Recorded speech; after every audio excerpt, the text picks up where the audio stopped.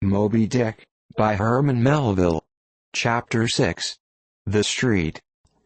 If I had been astonished at first catching a glimpse of so outlandish an individual as Queequeg circulating among the polite society of a civilized town, that astonishment soon departed upon taking my first daylight stroll through the streets of New Bedford. In thoroughfares nigh the docks, any considerable seaport will frequently offer to view the queerest-looking nondescripts from foreign parts.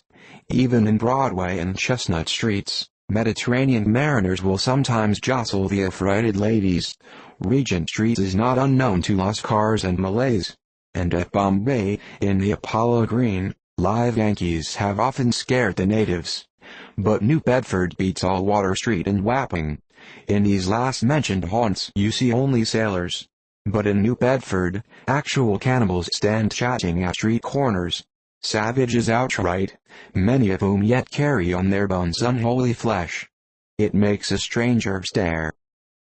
But, besides the Fijians, Tungatavuars, Iromangoans, Pananjans, and Bragjuns, and, besides the wild specimens of the whaling craft which unheeded reel about the streets, you will see other sights still more curious, certainly more comical. There weekly arrive in this town scores of green Vermonters and New Hampshire men, all athirst for gain and glory in the fishery. They are mostly young, of stalwart frames, fellows who have felled forests, and now seek to drop the axe and snatch the whale lands. Many are as green as the Green Mountains whence they came. In some things you would think them but a few hours old. Look there, that chap strutting round the corner. He wears a beaver hat and swallowtail coat, girdled with a sailor belt and sheath knife. Here comes another with a sou'wester and a bombazine cloak. No town-bred dandy will compare with a country-bred one. I mean a downright bumpkin dandy. A fellow that, in the dog days, will mow his 2 acres in buckskin gloves for fear of tanning his hands.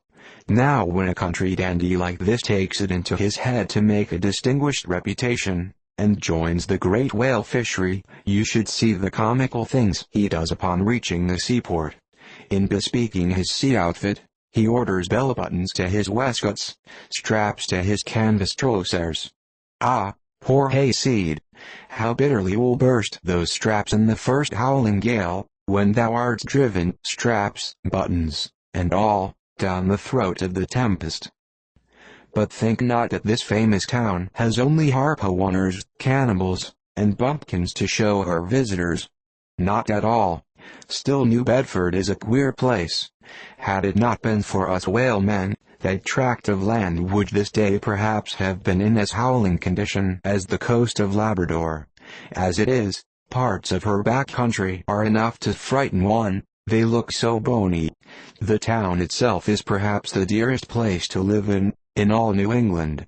It is a land of oil, true enough, but not like Canaan. A land, also, of corn and wine. The streets do not run with milk, nor in the springtime do they pave them with fresh eggs. Yet, in spite of this, nowhere in all America will you find more patrician-like houses, parks and gardens more opulent, than in New Bedford. Whence came they? How planted upon this once scraggy scoria of a country? Go and gaze upon the iron emblematical harpoons round yonder lofty mansion, and your question will be answered. Yes, all these brave houses and flowery gardens came from the Atlantic, Pacific, and Indian Oceans. One and all, they were harpooned and dragged up hither from the bottom of the sea. Can Herr Alexander perform a feat like that? In New Bedford, fathers, they say, give whales for dowers to their daughters, and portion off their nieces with a few porpoises apiece. You must go to New Bedford to see a brilliant wedding, for, they say, they have reservoirs of oil in every house, and every night recklessly burn their lengths in spermasty candles. In summertime, the town is sweet to see, full of fine maples, long avenues of green and gold, and in August, high in air, the beautiful and bountiful horse chestnuts, candelabra-wise, proffer the passer-by their tapering upright cones of congregated blossoms. So omnipotent is art, which in many a district of New Bedford has superinduced bright terraces of flowers upon the barren refuse rocks thrown aside at creation's final day. And the women of New Bedford, they bloom like their own red roses. But roses only bloom in summer, whereas the fine carnation of their cheeks is perennial as sunlight in the seventh heavens. Elsewhere match that bloom of theirs, ye cannot, save in Salem, where they tell me the young girls breathe such musk, their sailor sweethearts smell them miles offshore, as though they were drawing nigh the odorous Moluccas instead of the puritanic sands.